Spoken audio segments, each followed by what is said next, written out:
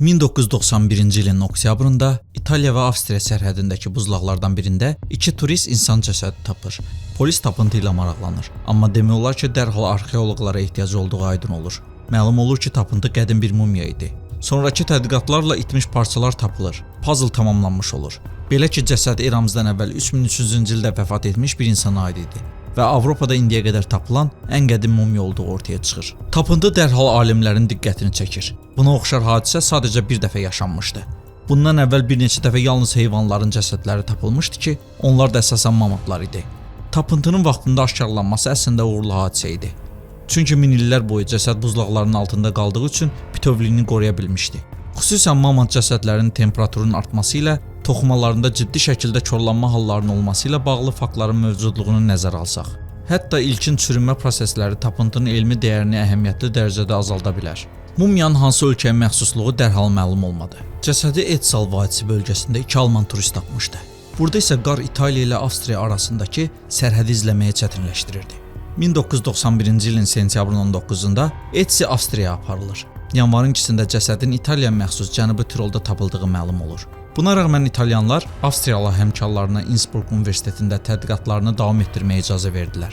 Mumyanın adının qoyulması ilə də bağlı maraqlı bir hekayə var. Etsal vadisi yaxınlığında tapıldığı üçün Avstriyada ona Etsi, İtaliyada isə Similaon adamı və ya Tirol buz adamı adlandırırlar. Adətən bu cür tapıntılara ad vermək üçün xəritədə ən yaxın coğrafi obyektlərdən istifadə edilir. Ancaq Etsal vadisi heç bir dövlət xəritəsində yoxdur. Etsinin bədəni buzdan çıxarılarkən budu zədələnir. Tədqiqatların çətin tərəfi bundan sonra başlanır. O dövrdə elm adamları artıq mamutların, ibtidai insan və heyvanların qalıqlarını öyrənməklə əhəmiyyətli təcrübəyə sahib idilər. Necə qidalanmaları, həyat tərzi, ölüm səbəbləri və digər vacib detallar asanlıqla müəyyən edilirdi. İndiki halda Etsinin yaxşı vəziyyətdə tapılması bu ərazidə yaşayan insanlarla genetik müqayisəsini mümkün edirdi. Əvvəlcə elm adamları Etsinin fiziki parametrlərini təyin etdilər. Tapıntı neolit insanların necə yaşadıqlarını anlamağa imkan verirdi. Mumyanın öyrənilməsi hələ də davam etsə də, Cell Genomics jurnalında dərc olunan yeni bir araşdırma Etsinin nəzərdə tutulduğu kimi görünmədiyini göstərdi. Max Planck Təkamül Antropologiya İnstitutunun mütəxəssisləri digər elm mərkəzlərindən olan həmkarları ilə birlikdə mumyanın genetik materialını təhlil etdilər. Məlum oldu ki, Etsinin qara dərisi, qara gözləri və keçəl başı olub. Bunun əksinə olaraq əvvəllər neolit dövründə yaşayan bir insanın ağ dərili olduğuna və gür bir saça sahib olduğuna inanılırdı. Radiokarbon üsulu ilə mumyanın yaşının təxminən 5300 il olduğu müəyyən edilir. Boyu təxminən 165 cm, çəkisi 50 kq. Aşkar edildikdə bədən 38 kq ağırlığında idi və ölüm zamanı yaşı 45 və ya 46 idi. Diş minasının həmçinin bədəndə tapılan polen və tozun təhlili göstərdi ki, Ets həyatının ilk 10 illiklərini İtaliyanın şimalında keçirmişdi və sonra bir qədər şimalda, Alp vadilərində yaşamışdı. Bir digər maraqlı məqam Etsinin dərisində 50-dən çox döymə tapılmasıdır. Məsələn, onurğanın solunda 4 xətt, biri sağda, üçü sol buzovda, sağ ayaqda və sağ ayaq biləyində, sağ dizin altında və bədənin müxtəlif yerlərində xaç döymələri. Bu isə döymənin sonradan terapevtik praktikaya çevrilən mistik bir dini kult olması versiyasını yaradır. Bu versiya Etsinin sehrbaz və ya keşiş olması ilə bağlı fikrini yaradırdı.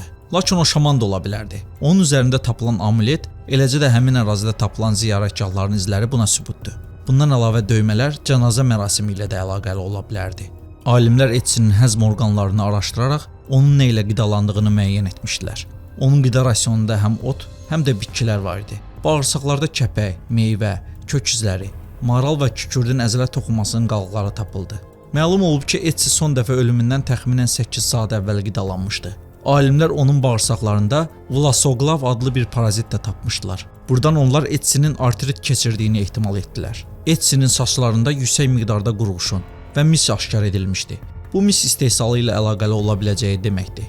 Bundan əlavə skeletin alt hissəsinin, bud, alt ayaq və çanaq sümüklərinin nisbətlərini araşdıran mütəxəssis Christopher Raff bu adamın tez-tez dağlıq ərazilərdə gəzməli olduğunu qənaətinə gəlir. Bir sıra tədqiqatçılar Etsinin dağlıq ərazidə yaşayan çoban olduğu versiyasında irəli sürürlər.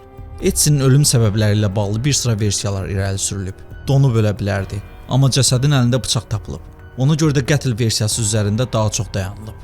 Bu variant bədənin hər tərəfindəki çoxsaylı qançırlar və zədələr, eləcə də paltardakı 4 nəfərin qan izləri də təsdiqləyir.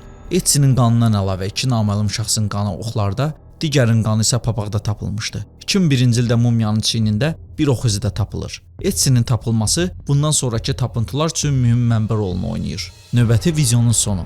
Abunə olub şərh yazmağı unutmayın. İzlədiyiniz üçün təşəkkürlər.